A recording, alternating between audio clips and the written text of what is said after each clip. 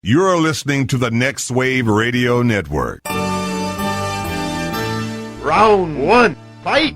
Can't we do our own secret shows? All our shows are secret shows. We have the tools, we have the talent. You have to use so many cuss words. Let's go. Ooh, yeah!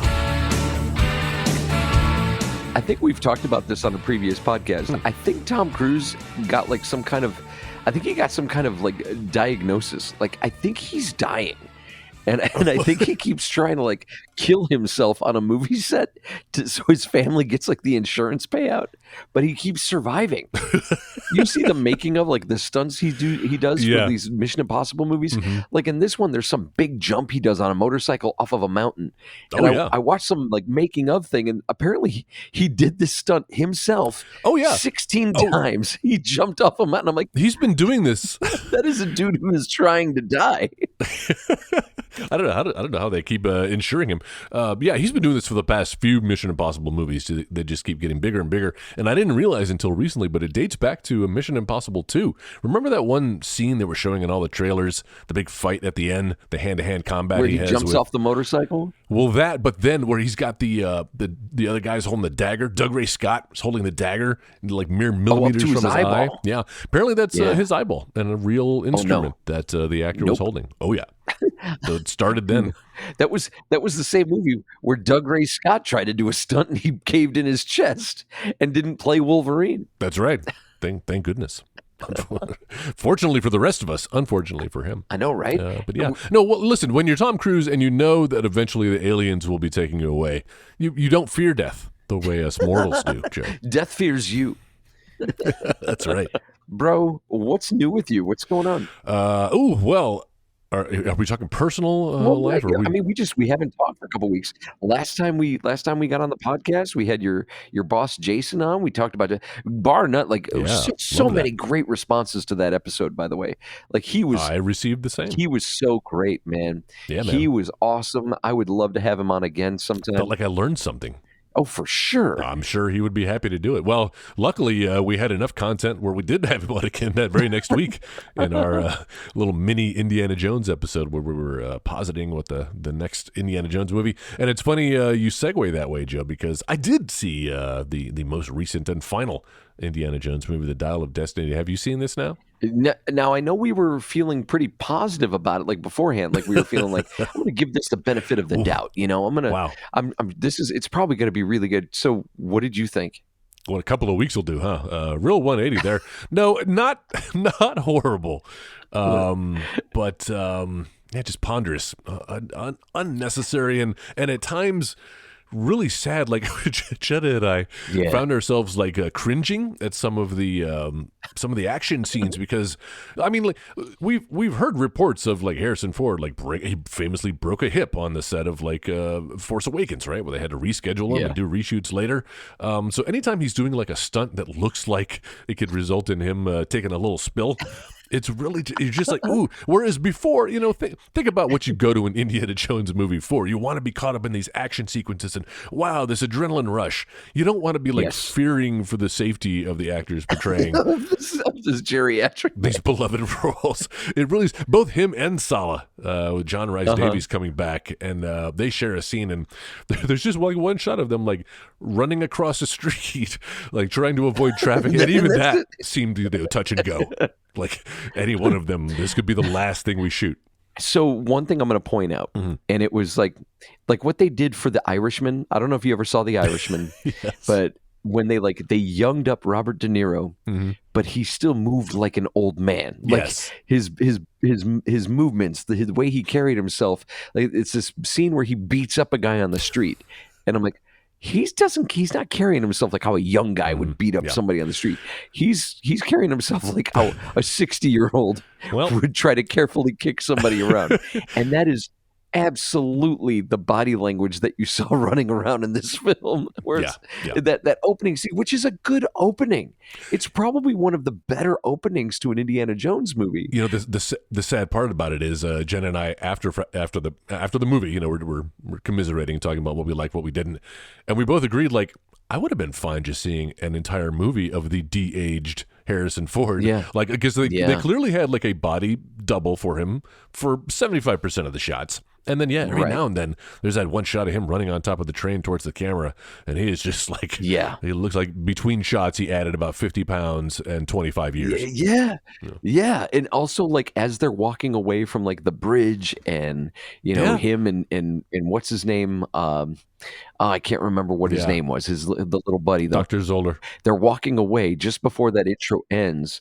And, like, the way he's walking, I'm like, he's walking like an old man. Like, look at him. Oh, my God. What are we doing here, And some of the compositing of his face to try to de-age him, but there would be some places where it hits in the light and it's like, ooh, that looks like they painted over an old face. Yeah. Anytime he spoke too, the way the mouth was moving when he spoke, it was kind of and his voice. They didn't. I would hope they would at least try to de-age his voice as well. But and they when did you've got suave 25-year-old Harrison Ford looking in the eye, but he sounds like McGruff the crime dog. You're like, why couldn't they do something about that? It's so funny though. You like comparing the de-aging now to like Tron Legacy and Jeff Bridges. Oh, and leaps there and bounds. is such a huge dramatic difference. Like it looks so much better. It almost like I think I've told you before. Like I wish they would go back and redo Tron Legacy, just the effects. Yeah, just go back special and edition. redo the effects because I bet you could make that look better now. Oh yeah, but yeah, I don't. Here's the thing. I feel overall, I felt positive about the movie. Sure, but I agree. Was it necessary? No. It really wasn't. I think Rotten Tomatoes had it at like a 69%, and that feels about right. There was nothing that had to be said in this film that we didn't already say in the last one. I will say that the final bit where it's like, where doesn't it hurt? Yeah, that they brought back was really charming. I liked that. It almost makes me wish they had just put that in Kingdom of the Crystal Skull. Like you could have just put it in that movie. I don't know. I feel like it's a good Indiana Jones adventure, but then there are parts of it that feel like, oh, well, that feels a little rushed, or that feels like they didn't completely flesh that out. I'll tell you, I wasn't sure if I would miss Spielberg as a director, knowing this, he didn't come back for this one. Yeah. But yeah, I really did miss Spielberg not behind the camera there. Not so much from the way it looked, but like some of these moments where I felt like, he's able to like go off script and play a scene or find a moment. There's a point in this movie where Harrison Ford and what's her name, Phoebe Waller-Bridge, I've already forgotten her character's name. Phoebe Waller, are whistling or trying to make a sound. They're listening for an echo. They're in a cave and they're looking for the loudest part of the cave, and so they're making noises. And they start. I can't remember what song they're singing, but it never really kind of evolves beyond them just making noise. And I remember thinking that I feel like Spielberg would have made a moment of that, made a little musical moment, had the characters interact in some way, made it funny, brought some charm to it. And so you get enough of those misses, and it just didn't feel like a Indiana Jones movie. And again, it was like, why are we following these 80-year-olds around on adventures? Well, and not just that, I think this also speaks to the problem of getting the guy who did Logan to direct your Indiana Jones, your geriatric Indiana Jones movie. I don't know about you, man, but like, I'm kind of over the I'm old and sad thing. Like, why do these characters have to be old and sad? Like, why can't we have a character that's old but also like fulfilled in what he's done in his life? Yeah, exactly. Not full of regret. No, I mean, full of regret, and just to have lived the life that we've seen, it's like, why are you sad? Why are you like this? And then the whole shoehorned in like, my son, he died in the war, and I'm like, oh my God. Well, I thought that was actually going to serve a purpose, because so you did see this movie, Joe, all the way to the end, so you know the big twist, which I won't spoil, but listener, just a really ludicrous twist, just when you thought it couldn't get any more. And I get that there's always been some supernatural element to Indiana Jones movies. I feel like it always works best when it's biblical in nature, and then that way you can always be, it's the Spirit of God that did this. When they get into aliens, that I think that didn't strike people the same way, and this movie commits an equal sin in my book. So how does the MacGuffin work? I was trying to figure that out. Still, I was like, how does the thing doesn't work? Matter. It's magic, Joe. Doesn't matter. They found it works, and they found it, and they used it. It just works. works because It's the destiny. It's their destiny. Yeah. Anyway, disappointing ending. Although I did appreciate the very last shot, the literal last shot, where Indiana Jones finally hangs up his hat to dry. And but then grabs it. That's right. One more adventure. And grabs it back. Yeah.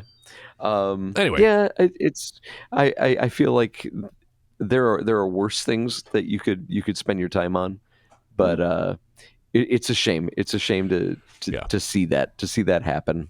I don't know. That was my big summer movie kickoff too, by the way, after having not seen all of the other blockbusters in the last 2 months. I was like, well, we're going to start with Indiana Jones, and not so much. You didn't see Fast X?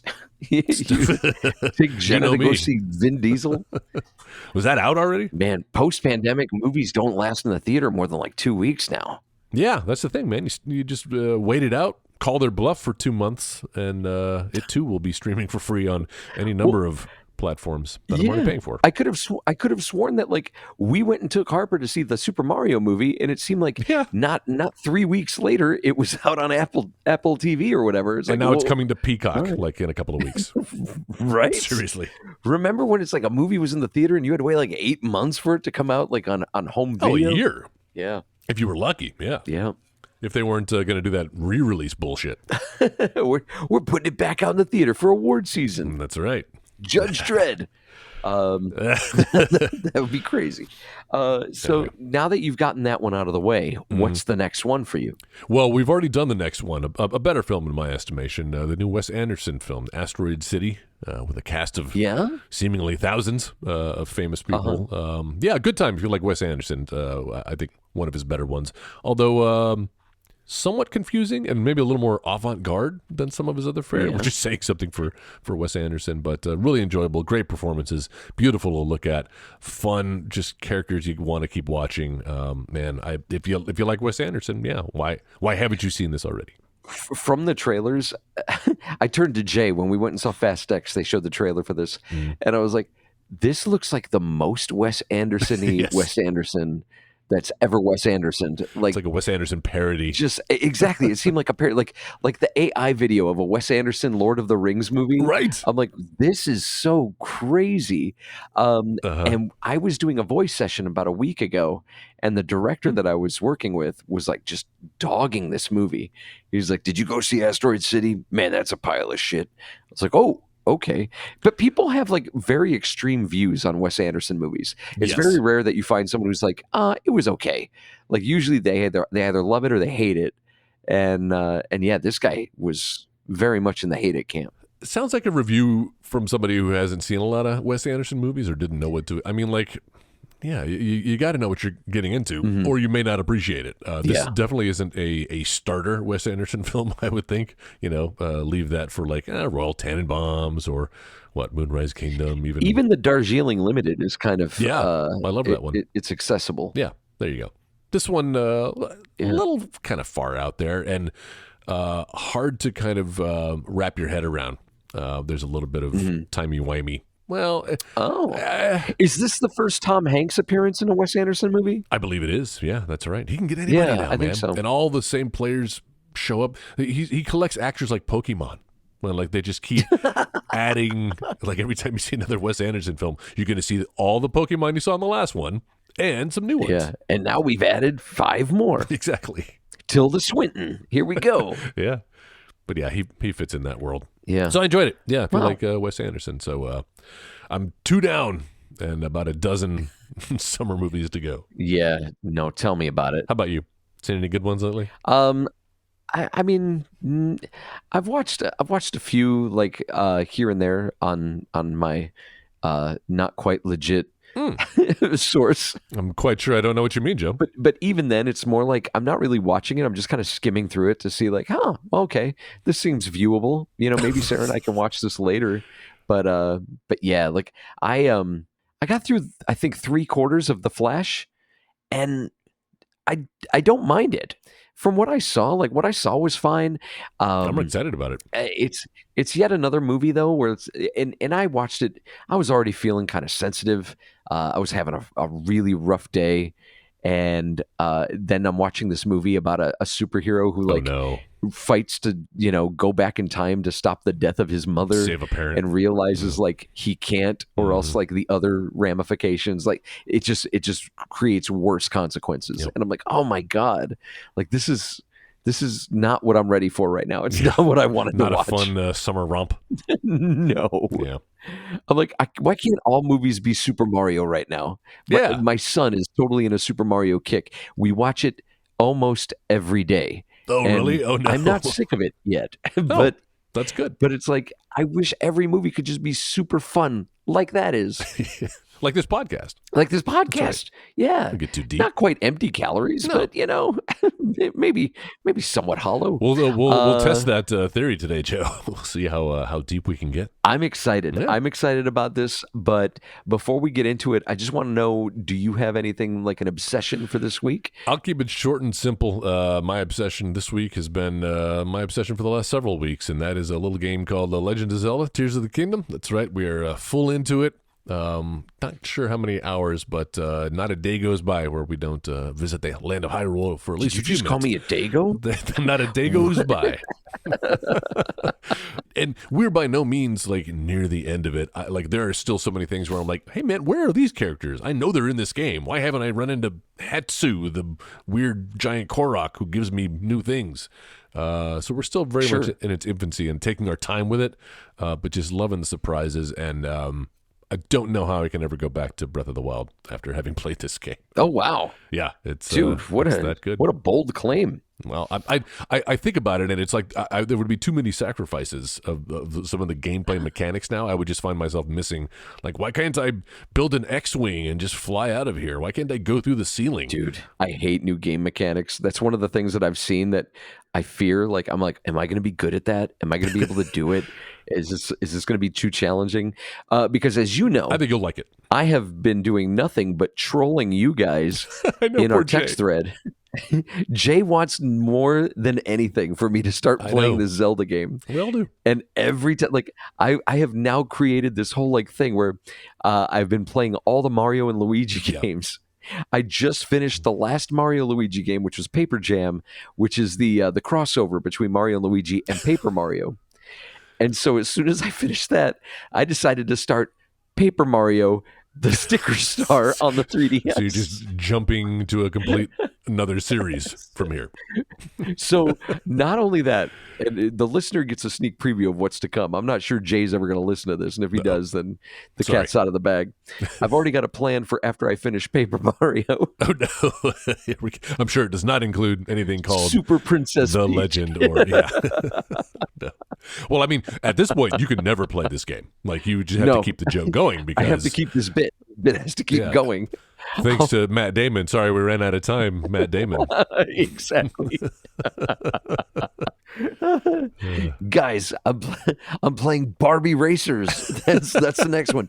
Jay, as soon as I finish Barbie Racers, I'll play Tears of the Kingdom. I think I posted the Charlie Brown with Sally pulling the football up. With the football. That GIF that was appropriate for that time. I'm like, Jay, I just finished this game, so you know what that means. You know what's next. He gets all excited. There's like I know, right? And then there's a title screen for something completely different. Womp womp.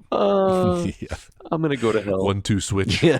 So that's what's going on with me. That's my obsession is Paper Mario That's your Sticker obsession? Star. Yeah, it's Awesome. We both had video games as our obsession this week. it's super fun. It's not as okay. So someday we'll go through and we'll do a recap of all. I can't remember the last time, other than my Final Fantasy thing, or a couple years back when I played all the Final Fantasy games. But like, I went through this entire franchise in the course of like maybe 2.5 months, and there are some shining moments, some great stuff going on in this franchise. And then there's some stuff. I mean, there is never a bad game. But there are definitely some games that are way better than others. Some games that feel like they're bloated rather than full of content. So someday we'll talk about it. But yeah, I mean, it was fun enough to get me interested in playing, like, going back and revisiting some of these Mario games that, maybe I only tried for a couple minutes and just never got back to it. But Paper Mario Sticker Star, which from what I understand is like the 4th game in the series or whatever.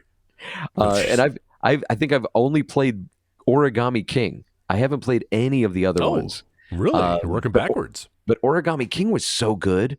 And you loved that. Sticker Star is great. So if I get through Sticker Star and I'm feeling it, I may have to hook up my my GameCube and play Thousand Year Door and see how that plays out. I know. I'm sure Jay will love that. But there you go. That is my obsession, guys. You can share your obsessions with us on our website, or not on our website. I don't think there's anywhere you can put that on the website. Nope. But on social at Low Res High Def, and you can find us online, lowreshighDef.com. Yeah, that's where you can find out what we're doing, what we're up to. Maybe we do previews of upcoming episodes. I don't know. Joel does all that. He programs all that stuff. But we do appreciate you listening. This is the podcast made for people like you. And made for people like me, geeks that grew up in like a low res household. I grew up with the Atari 2600. That was my first game system. I think Joel started early with the NES. I don't know if you had the Atari back in the day, but I did as well. Yeah, so absolutely, we are the kinds of guys that we love keeping up with technology. We love keeping up with the modern stuff, playing the modern stuff. Obviously, Joel with his Tears of the Kingdom, but we are the kinds of guys that also love playing still the old stuff, even when it's released on new high def systems. We still chase that dragon, and nothing makes me happier than a round of some Donkey Kong or some Galaga. So that's low res high def, and today we're going to do something kind of different. We're going to break format a little bit again. Yeah. We've been very experimental. It's like our college years. Exactly. we were trying to think of like, well, what can we do? I want to do stuff that we haven't done before. We're pod curious. When we do, that's really good. That should be our tagline. We're pod curious. If you're pod curious, check us out. So put us in a whole different genre on the Apple podcast app. All I'm saying is I would probably be the bear and you would be the cub. But all that aside, unless you want to write fan fiction, erotic fan fiction about me and Joel, go for it. Daddy's a frame of mind, right? Pedro Pascal once said. So I like to do things that break us out of our mold. Like for years, we did a podcast just talking about movies, talking about bad movies, and then talking about movies that we liked and talking about current stuff. But I wanted to break the mold a little bit. And so one episode of this, we talked about music, we talked about concerts. Then we had Jason Geyer on last time, and we talked about toys and the science and the manufacturing and the mentality behind it. And this week, I proposed to Joel we do some show and tell, an episode for him to share with me. Because we talk about things all the time that we both have in common, things that we are interested in. Obviously, we talk Indiana Jones to no end because it's something we both like, something we both enjoy. But what is something that Joel's into that maybe, not that I'm not into it, but I'm just not educated on it. I don't know anything about it. And that's what I've asked Joel to bring to the table today for show and tell. So, Joel, without further ado, the floor is yours. Well, so I am going to share something, a new aspect of myself, but I wouldn't say it's something you don't know about me, because you know me as a video editor. Sure. Like I edit videos by trade. I'm an editor, work for an advertising company, have for the last decade or so. Kind of always been in the agency world for the last couple of decades. And it's just it's moving images, it's visual storytelling that I realized has always been a part of my life. Obviously, you know, we're doing this podcast now. We grew up on movies and TV and the things that really shaped us. And we're not unique to anybody else, but you and I kind of both chose career paths that had us at least be tangentially related to the industries that we love and Sure. The movies and the TV shows and the media that kind of gave us joy. We found a way to kind of give back or participate in that world. And as I've gotten older, I've kind of come to grips with why that is, or at least, you know, how it fits into my personality. I'm very much, there's a term for people like me. It's an extroverted introvert. I'm very much an introvert, but I can put on a face, put on a mask and perform. You know, I've done plays on stage, which looking back at it now is like that seems terrifying to me because I would never want to do that again. And to this day, I have stress dreams of like my stress dream is always the same. It's opening night of a play. I'm backstage. I don't know my lines, and somebody's saying you have to go on. And like that's my stress dream. Wow. And yet I did it. I've forced myself to do it. I've thrown parties. You've been to some of my parties where I have people over.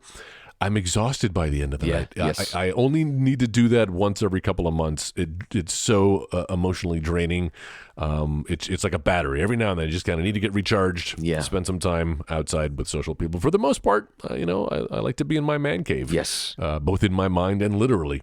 And I've realized that being behind the camera and kind of choosing the career I've done, not just as an editor, but also as a videographer, it allows me to be able to participate in the world without having to participate, if you know what I mean. I can kind of be that observer, and my excuse is, well, I'm the videographer. I'm the guy documenting what is happening here, and so this is my job. I can be here and witness it without having to participate. So it's a little bit of a, I don't want to say a coping mechanism, but that's how I navigate the world, and that's why I like doing that. Yeah. And the same thing with my editing.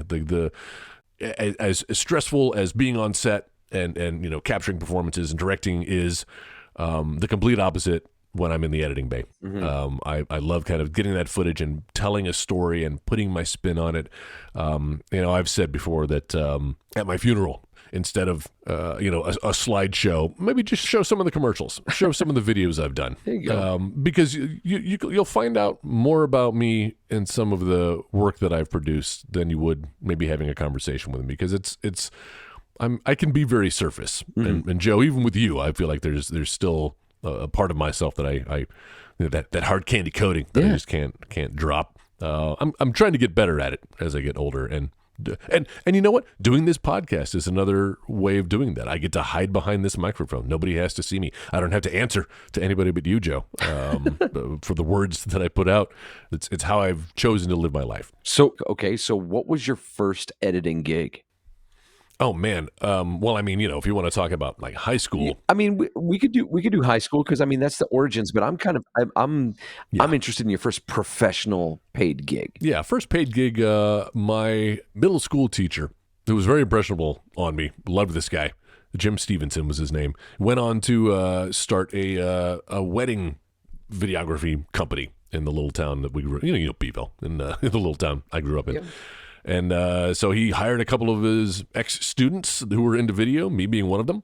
And we would go to weddings and shoot weddings, which I hate doing. I really respect people who do that. I have some friends who've made careers doing that. My hat's off to them, because that is such a slog for me. I never want to do that again. I've probably been to 50 weddings now in my life, most of them during that 2-year period where I was shooting video for weddings. So not only did we shoot them, we also edited them, and that's my first paid videography and editing gig. Yeah, nice. But aside from paid gigs, what I'm most proud of, and what I would say I'm showing today, Joe, is a little independent movie. And when I mean independent, like me and my friends, one summer between semesters of college, community college at that, we had access, because of this paid gig that I had where we were shooting videos and editing them. So I have access to these cameras and editing gear, which was expensive back in the day. Any jerk off with a laptop nowadays can put stuff on TikTok, but you really needed dedicated and expensive equipment back in the day to produce anything good. So lucky us, we've got these cameras and this editing gear and expendable free time for the summer. So we're like, you know what? Let's make a little movie. So me and this other guy kind of came up with a story. I wrote it.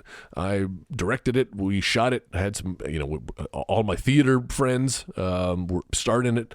Some of my non-theater friends were background extras.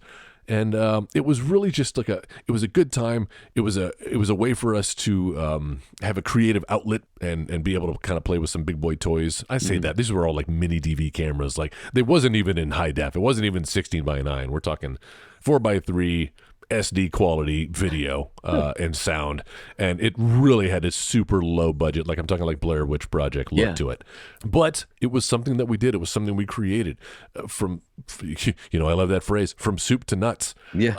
And while it's cringe to watch nowadays, like I say, I'm proud of it, but only in the sense that it was an accomplishment. It's something that a group of us came together and created, out of thin air, and a lot of people have gotten enjoyment from in the years. But the content itself, I'm probably less proud of. It was very much me in my youth, questioning things like, religion and relationships. You get to hear a guy, like I wrote the script, and here I am talking about sex. And yet I was like a 20-year-old virgin at the time. So me just kind of like figuring out what life and friendship was, and very heavily influenced by Kevin Smith and Quentin Tarantino and the Coen brothers, and just the movies we were absorbing in the late 90s there when this was produced. Those filmmakers gave you this feeling like, like I have a voice. I've got something I want to say too. And I think it's one of the same things that like I was inspired by Kevin Smith. I was inspired by Tarantino. And it's because they were fresh voices and they were saying something that I related to. Even Tarantino with Pulp Fiction, there were things about that movie that resonated with me.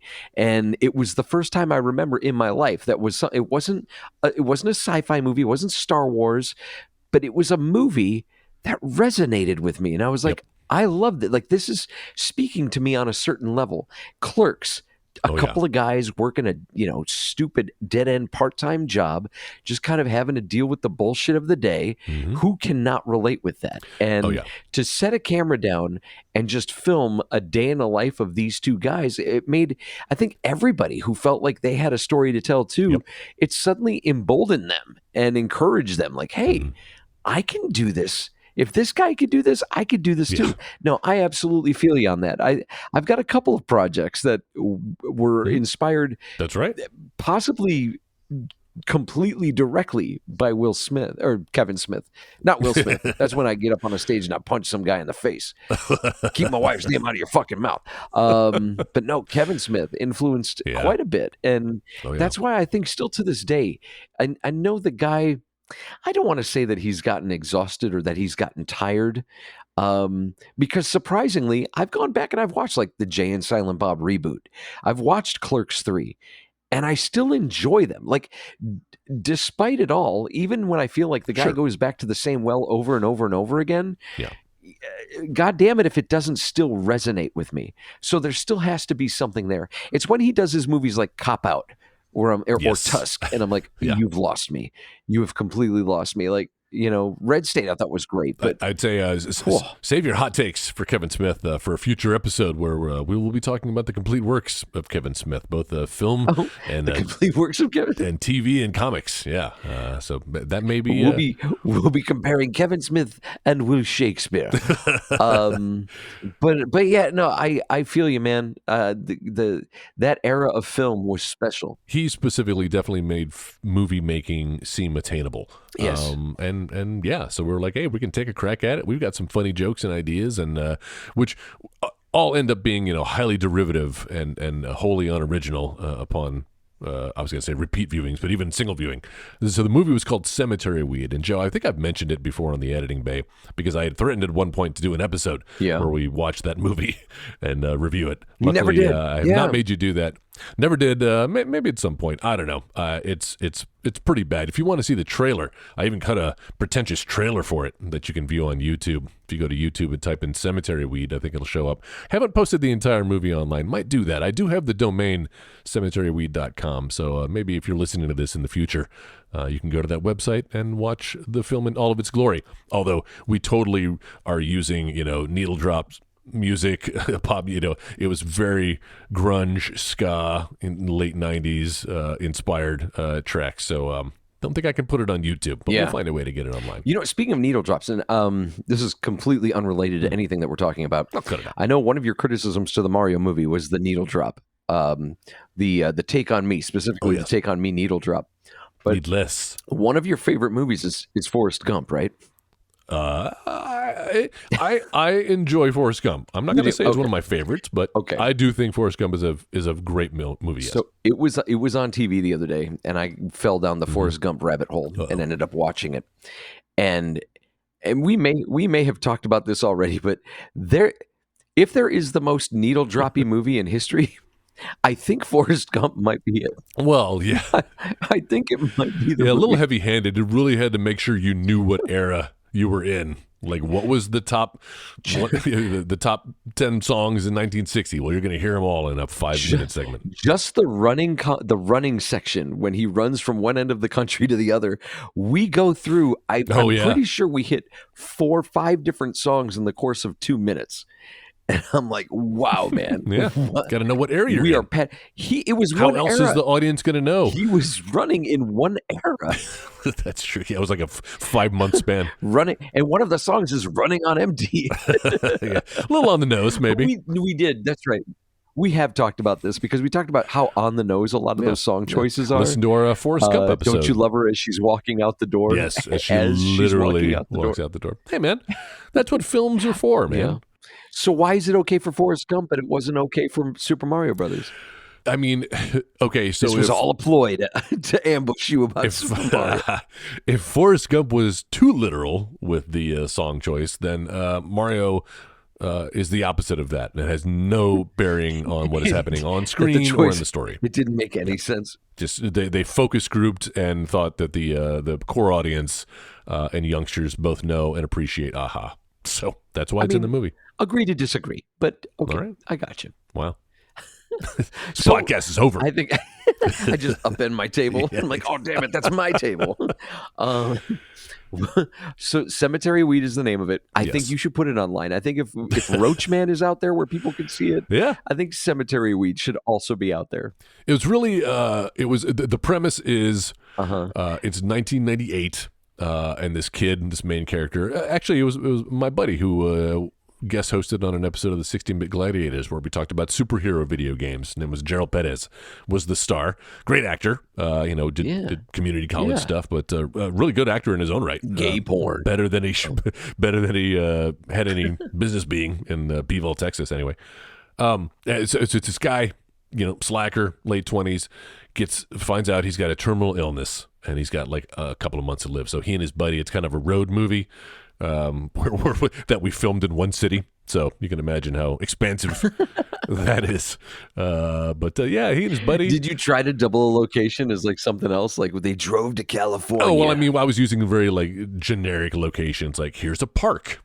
Okay. Here's some railroad tracks. You did the Chasing Amy. Amy. Okay. Dude, yes. When I say inspired by Kevin Smith, I mean ripped off of Kevin Smith. But so there's a little bit of the contemplation of the meaning of life, but also talking about really raunchy, Kevin Smith inspired stuff. And there is a gun in the movie, and there's a car speeding away. Those are the two things they said you always needed in a trailer. If you want to get eyeballs on it, you need somebody holding a gun. You need a car speeding away. So we got both of those for the trailer. So I feel like we did our job. Did you have an attractive woman that you put in very scantily clad costume? Yes, absolutely did. Yep, for the trailer as well. There's a scene where because Gerald's character is an artist, and so he has a one night tryst with one of my friend's wives, who I was able to convince to take her shirt off. Wow, good for you. Tastefully done, though, Joe. Only seen from behind. It's amazing what we do for our art. Yeah, like Titanic. Like Titanic. Dude, that's cool. I think that's awesome. I think you should be. That's proud. I'm proud of you. It's hard to put yourself out there and to actually complete a project like that too. I know is really difficult. So I think that's awesome, man. I mean, you've got some great stuff under your belt. Your content's much higher produced, much funnier. So I definitely recommend checking out anything Joe has done online before my humble offering. But thank you, Joe. I don't recommend that.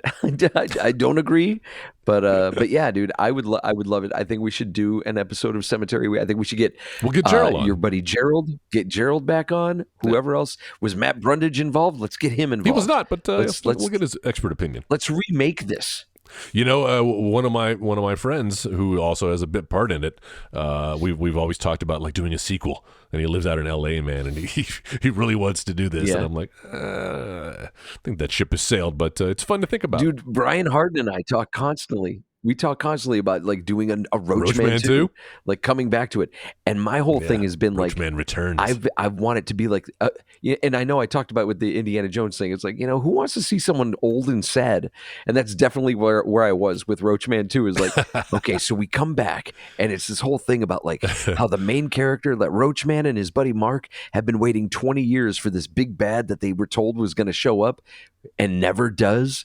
They fun. missed out on their entire lives basically because they were preparing for this battle, and so now like the Mark character is jaded and doesn't want to have anything to do with Dalton. He's working a job. He's just trying to finally do something with the rest of his life, and that's when like something finally happened, like some kind of evil finally strikes. Sure. And Roachman has to try to get him back involved, and it's like it's this character piece, it's a piece about where we reflect on age and regrets, and but then we also throw some of that comic booky stuff in there too. Yeah, like Clerks too. Yeah, no, you and I definitely born and raised on the same media. Yeah, that's true. So I want to go back to the stuff that you like getting into editing and getting into that, because I feel like and I would love to see Cemetery Weed, but I would also like to dive deeper into you and what makes you tick and the things that fulfill So you boring. artistically or even just professionally. So tell me about like the worst editing gig you ever had to do. Oh, interesting. That you can tell me about. I'm sure you've got like a bunch of projects that you're not able to tell me about. This wasn't necessarily the worst, but every now and then I get these weird side gigs. And this woman approached me. She had shot a pilot with a woman who can commune with animals, who can talk to the animals, real life Dr. Doolittle. And she had shot a pilot and wanted to shop it around. Needed something polished that looked like it was ready for prime time, that they could show to some investors, get some money, and then maybe shoot another series and whatever. So it gave me a bunch of footage.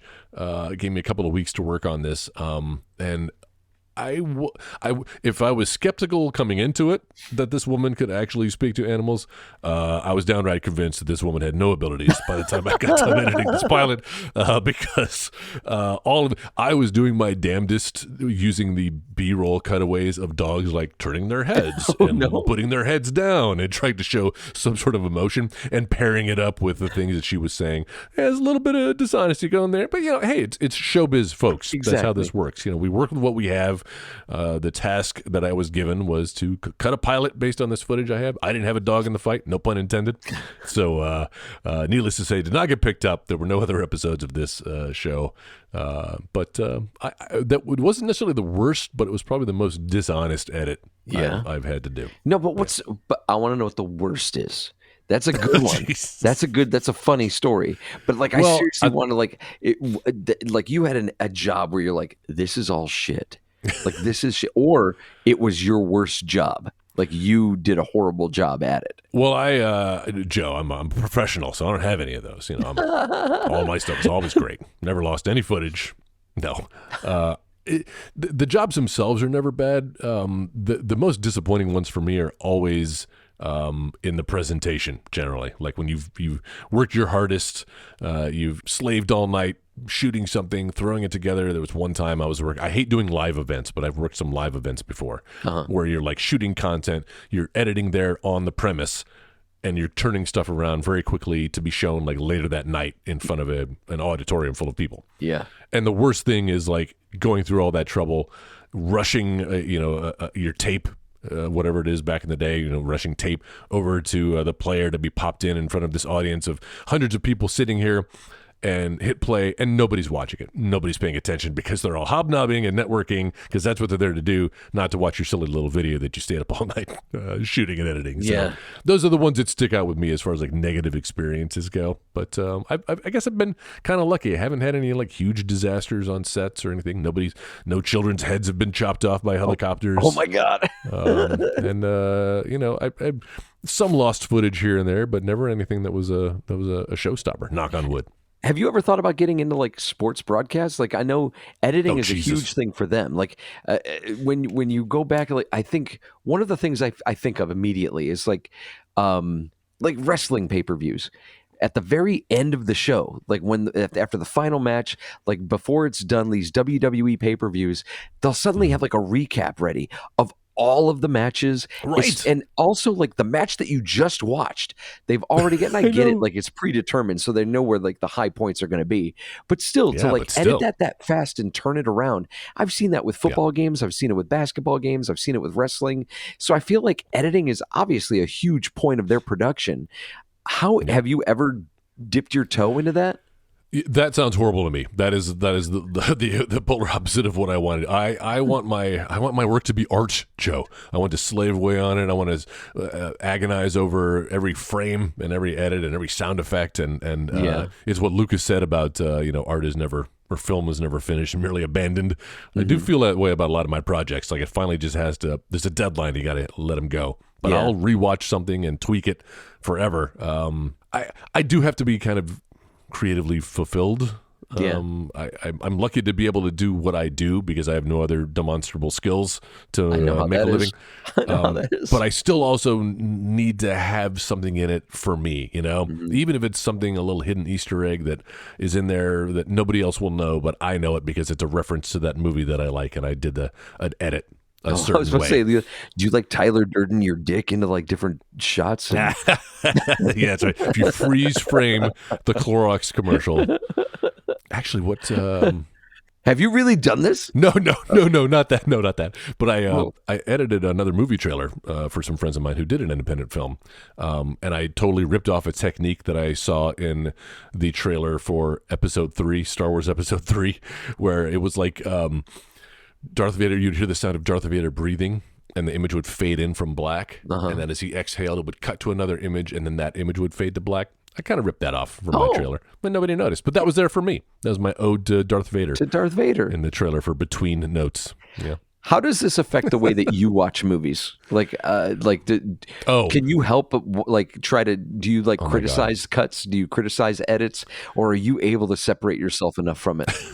Well, you should ask my wife. You should ask Jenna how she feels about that because I've ruined media, film and TV for her. Oh no! Because when I start the first Pandora's box that was open for her was finding out that nothing is shot in chronological order. Yeah. Like you shoot everything. You can shoot the last scene the first day of the shoot and vice versa. That just kind of broke her world. And so I try not to peek behind the scenes too much. But I'm lucky that I'm somehow able to have that carnal knowledge, as it were, but still able to. It's all about escapism. Like that's why we love these movies and why I do what I do, because I want to give that to somebody else. And so I can simultaneously experience it, but then also recognize, the effort it went into it. Much like the Mission Impossible movies you were talking about. Yeah. A friend of mine said of the marketing, he was like, all the marketing is, look how hard this movie was to make. That's what every commercial is. Come see our movie. We spent a lot of time doing this. It really does play that way because it's like, I've heard from everybody. They're like, oh yeah, the big stunt is this, and I'm like, wow, they've been showing that everywhere. Like they haven't hid that one. That one's not close to the vest. Yeah, that's definitely like, look how hard this was. Look at all the things we did to make this movie. So I'm excited for it. So with that said, that you can't turn it off. What is a movie that everyone loves, like a very well regarded movie that you think is edited not horribly, but that you kind of criticize the editing? That's like, yeah, it's a good movie. It's not as good as you think because the editing is actually pretty bad. Is there something like that? Yeah, well, there is an answer. It's probably not what you're thinking of. You're thinking of like editing in the sense of everybody gives Christopher Nolan shit for some of his editing, and I'll pile on to that, especially when it comes to Tenet. If you ever saw Tenet, Tenet is nigh unwatchable, or at least comprehensible on first viewing. The first time I watched it, we paused several times throughout just to kind of figure out, where are we? What is this? Okay. Just kind of wrap your head around it before hitting play again. And famously, there's a chase scene in The Dark Knight where he's taken a lot of liberties with the camera angles and the setup of the blocking of the scene, where the cars are. Things disappear from shot to shot, but he does it in a way to kind of keep momentum moving. So I'm not going to come down on him too much. But I will come down on Stanley Kubrick, because when you're talking about editing, I feel like that motherfucker needed an editor. And everybody loves 2001 Space Odyssey. I enjoy it. I appreciate it. I don't think it's nearly as rewatchable as some people think. And I do think at a certain point, you ask too much of your audience. You ask for too much of their patience and time, and for them to put too much of themselves into your story without, if you have something you want to say it. make sure the audience knows what you're saying. And so I think sometimes he gets this. He's an auteur's of genius because he's so and ambiguous. yet here we are 30 years later. Yeah, exactly. But to the point where nobody can agree on what your film means or what certain shots mean. Your message is getting muddled. So I feel like that movie was way too long and unnecessarily ambiguous. Yeah. But no, I feel you. I know I'll get called a simpleton. No, as much as I love The Shining, I think that there's a little bit of that too. Yeah, where, absolutely. He's in love with his own stuff too much. There are some things where I'm like, okay, you're trying to throw things in, like you said, you're trying to throw things in to be a little too avant-garde. When you try too hard to be curious, sometimes you run the risk of being laborious, and I think said. that I can see that. I see that happening. What is, in your opinion, the best edited film? What are you laughing for? It's the point of show and tell. This is turning into a Q&A with Joel. I love it. I love being able to finally just interview you. Yeah. Film with the best editing? The best edited film. Best edited film. This is an easy one, and it is a disc that I just got in the mail today from Amazon Prime. This is one of my Prime Day purchases. Joe, you get anything good on Prime Day? We haven't even talked about that. I did not. No, I didn't get anything. Oh, man. Got the wife an Apple Watch. Got myself I missed it. a Ultra 4K Blu-ray version of Scott Pilgrim vs. the World. And to me, that is probably the best edited, not just because it's fast. It's easy to take something that is like has a quick pace and is edited, more shots per minute, like Michael Bay. But Michael Bay is a good example. Like that's just kind of like, pomp and circumstance. It's just bombast. But the way Scott Pilgrim is planned and executed, so it's not even just the editing, although there are some amazing, like I've studied frame by frame scenes from that movie to be like, ooh, do my cuts need to be 7 or 8 frames, or can I really get away with 4 or 5 frames? Like really just kind of watching right. how long he leaves stuff on screen for you to absorb before moving on to the next thing. But then also just the transitions between scenes. Everything is planned out. Everything was on that storyboard before he even started filming, and it shows in the editing. Yeah, that's the best editing job I've seen. That's great. Thanks. I had a follow-up, and I can't remember what it was going to be now. Well, good. We've spent too much time on me. I'm not that interesting. But I want to know what is your dream gig? Like if this thing had come along, if like this gig comes along and it's like, hey, Joel, come with me if you want to cut something really great. Come with me if you want to live.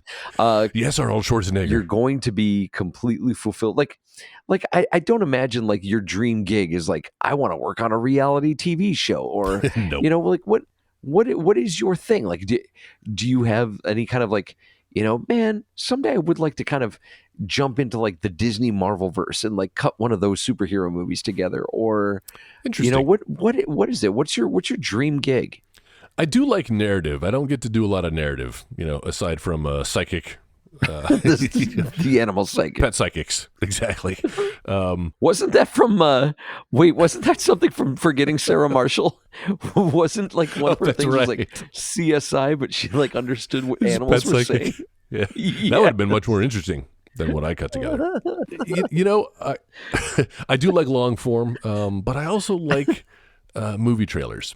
And you say, if somebody approached me and was like, "Hey, we'll fly you out tomorrow. You can start doing this." I say that now. I'd probably get really tired of it because they are very formulaic nowadays. We kind of had a renaissance there, movie trailers about 10 years ago, but I feel like I haven't seen anything interesting in that field in a while. But I do love taking the essence of a long story and creating your own little short film version of that film. Yeah. With its own highs and lows and beats and being able to tell kind of a mini story, but not give too much away. It's a real art. When it's done well, cutting movie trailers is real art. And some of my favorite trailers, anything from David Fincher, his trailers are always super interesting. Sure. Yeah, I'd love to do that. How do you feel about trailers? Like, do you care at all if someone does like they put together a trailer and they add scenes that aren't in the final movie? Oh, I know. I only hate it when. Remember when Rogue One, that trailer for Rogue One came out, and there was this shot of Jyn Erso walking, out like towards a TIE fighter. It was a really dynamic shot. Right on the bridge. rises up. on the bridge, in front of her, and you're like, oh, I can't wait to see how that plays out in the movie. It's not in the movie. It never shows up. It doesn't. I don't mind it when it's a scene that's been cut, but I do believe that shot was created specifically for the trailer, never intended to be in the, like, it wasn't even part of any scene that was shot. So that verges on false advertising at that point. Yeah. There's it's weird for me because I tend to not care as much about stuff like that. I understand that the art of the trailer is to get you in the theater to come see the movie, like check out this story. And so it's like, you got to make a promise to the audience.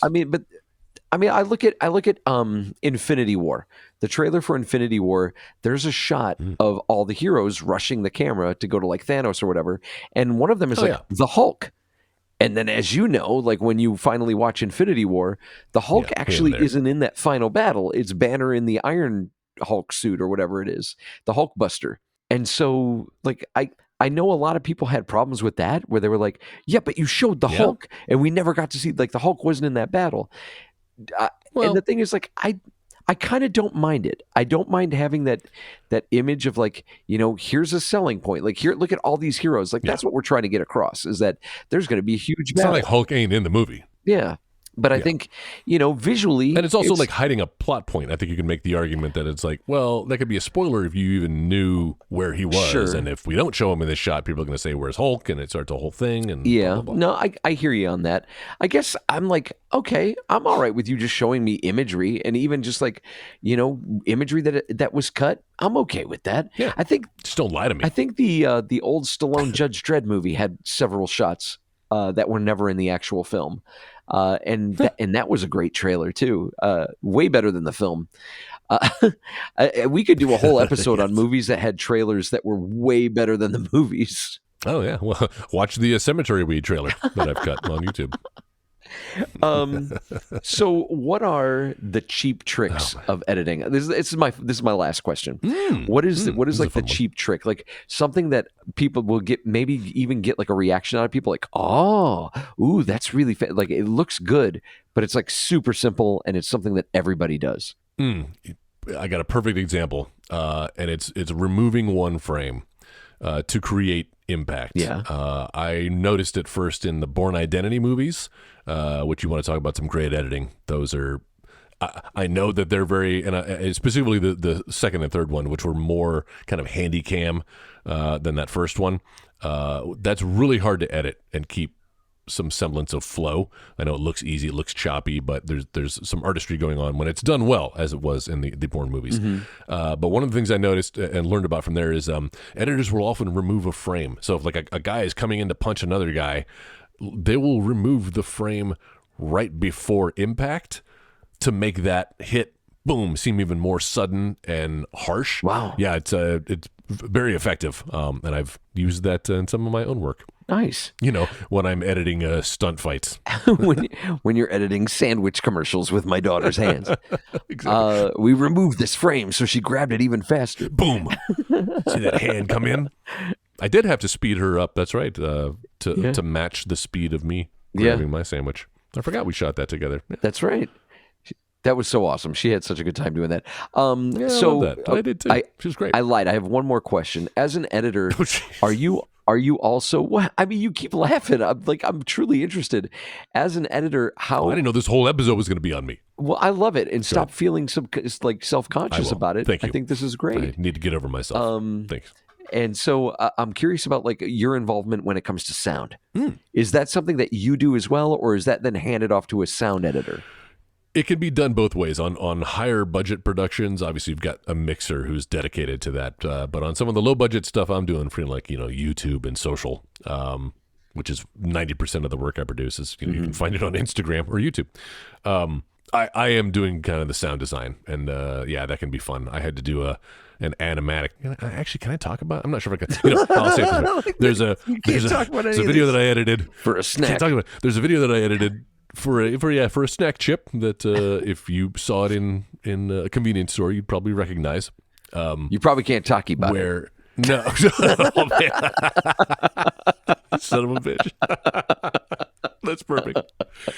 Correct.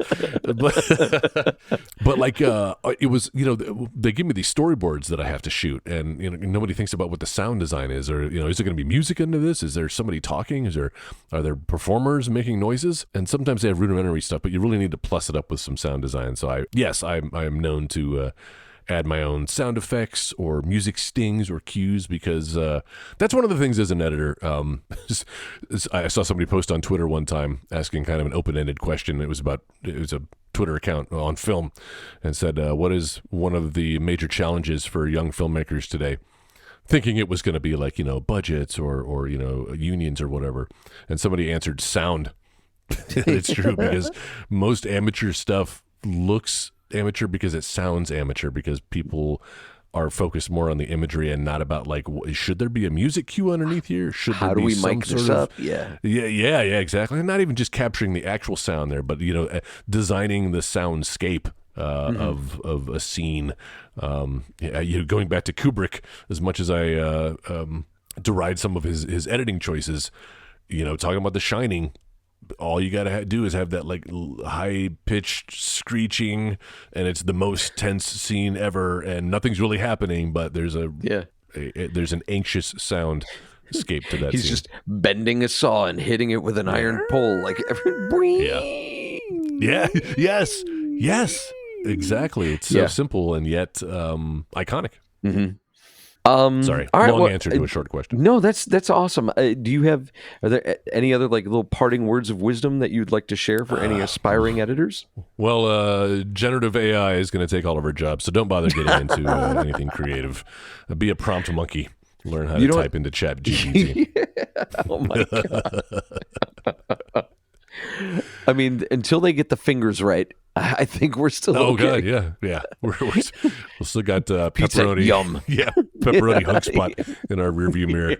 So we're not quite there yet. But I mean, your iPhone can take videos that you've shot out of your camera roll and put music to them and recognize faces and pacing and can edit stuff to the music and do a lot of that stuff for you. So, I mean, I don't think the art of editing will ever go away, because there will always need to be humans making some of these decisions, because it's going to be consumed by other humans, not by other robots. Mm-hmm. And so if something looks off to you, or being able to read performances and choose the best take, that's the stuff I enjoy. That's for me what's the most fun, and where the magic really happens is in the editing room. I know it's cliche, but it's true. That's awesome. Guys, if you have any questions for Joel that you'd like to ask, if you're curious about anything as far as editing or Cemetery Weed, if you want to see Cemetery Weed, write them. Tell them, get that movie up on YouTube. I'll put it up. You could talk to us on socials at Low Res High Def. And again, our website, lowreshighDef.com. Joel, this was awesome. Thank you so much for sharing this. This little side of you that maybe we didn't all know about. I know I didn't quite know all of this stuff and understand much of it. And I appreciate you letting me ask you questions about it. Dude, you're a great interviewer. It's quite a talent. I hope I can do the same next week when we talk about yours, right? Man, I'm a motor mouth. I'm disappointed we don't get to hear about yours. It's all right. You know what? We just, you got to keep them wanting more. There you go. I'll have to put my editing skills to use next week, cutting your episode down. Huh? Oh my God. So next week we're going to continue our show and tell, where I'm going to share something about me, something that I love, something that's kind of been a big part of my life that Joel maybe doesn't quite know everything about. I don't understand it. I think it's something I like, but something that you don't quite understand. Yeah. and I'm very excited to share it with you. Do we want to tease what that might be? Listen, I could give you a tease, but then, brother, if you met me in the ring, no, have to hit me with the chair. That was horrible. We'll just, next week, my show and tell, we're going to talk about pro wrestling. We're going to talk about what got me into it, and why I'm still drawn to it from time to time. I'm going to peel that onion. So we'll talk Joe. about that next week. Yeah. I'm looking forward to it, because I think that there are things that I'm going to share with you that may surprise you. I hope so. Until next week, dear listener, thank you so much for hanging out with us. Joel, again, thank you for taking the time to share this with us. And awesome. I think everyone's going to find it just as fascinating as I did. No. And we'll catch you guys next week for more show and tell here on Low Res High Def. Thanks, guys. You've been listening to the Next Wave Radio Network. That's fucking gold.